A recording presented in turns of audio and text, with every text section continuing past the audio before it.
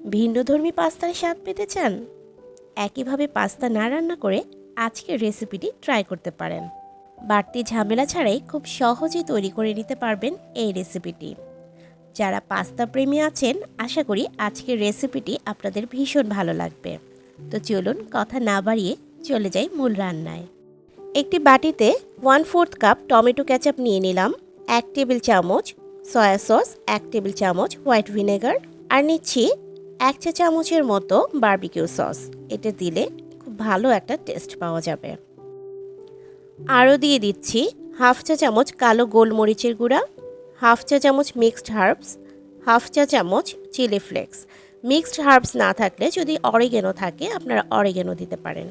সব কিছু খুব ভালোভাবে মিশিয়ে একটা সাইডে রেখে দিচ্ছি। অন্য একটা বাটিতে নিয়ে নিচ্ছি 1 প্যাকেট ম্যাগি থাই স্যুপ। আপনারা যে কোনো স্যুপ দিতে পারেন, তবে থাই স্যুপটা দিলে একটু ভালো টেস্ট পাওয়া যায়। 1/2 কাপ পানি দিয়ে গুলিয়ে নিচ্ছি। এটাও একটা সাইডে রেখে অন্য একটি বাটিতে নিয়ে নিলাম 1/2 কাপ চিকেনটাকে ছোট ছোট করে পিস করে নিয়েছি। সামান্য একটু গোলমরিচ গুঁড়া, একটু সয়া সস, 1/2 চা চামচ আদা রসুন পেস্ট আর 1/2 চা চামচ লাল মরিচের গুঁড়া দিয়ে খুব ভালোভাবে মাখিয়ে নিচ্ছি।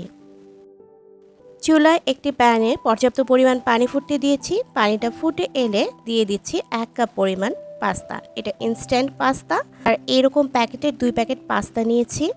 সামান্য একটু তেল আর একটু লবণ দিয়ে দিচ্ছি।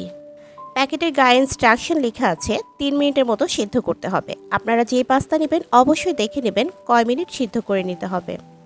একটা স্ট্রেনারে করে তুলে নিচ্ছি। অন্য একটি প্যানে পরিমাণ মতো তেল দিয়ে দিলাম। তেলটা গরম হয়ে এলে ম্যারিনেট করে রাখা চিকেনগুলো দিয়ে দিচ্ছি। 2 মিনিটের মতো চিকেনগুলো ভেজে নিতে হবে। ভাজা হয়ে গেলে তুলে নিতে হবে।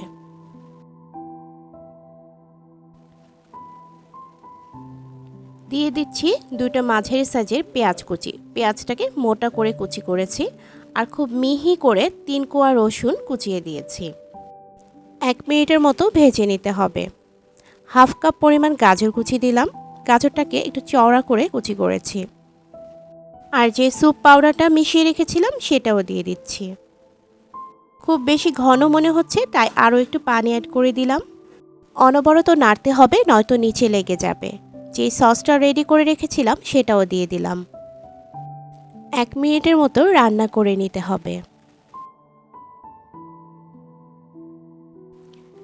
অ্যাড করে দিচ্ছি সিদ্ধ করে রাখা পাস্তা।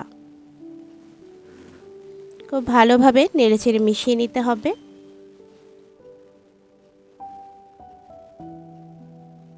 আর যে চিকেনটা ভেজে রেখেছিলাম সেটাও দিয়ে দিলাম। 3টা কাঁচামরিচ মাঝখান থেকে ফালি করে দিয়েছি।